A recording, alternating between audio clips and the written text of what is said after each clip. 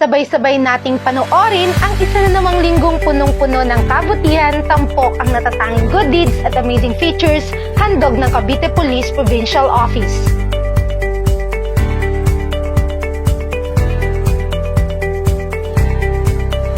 Nitong ika-16 ng Oktubre taong kasalukuyan, ang mga tauhan ng Tagaytay Component City Police Station ay naghandog ng libreng sakay para sa mga commuters galing ng Barangay Maitim, 2nd East, papuntang Barangay Mindes, Crossing East, Tagaytay City.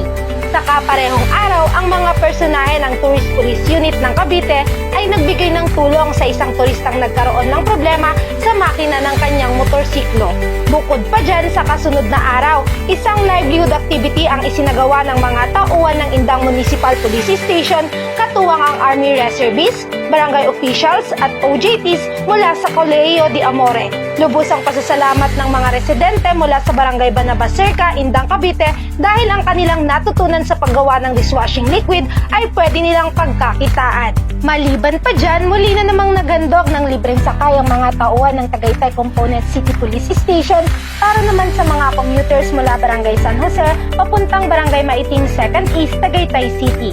Nasaksihan nga natin ang kabutihan at kagandahang loob ng mababait nating kapulisan ng Cavite sa pamumuno ng masigasig nitong direktor, Police Colonel Eleuterio Amicardo Jr.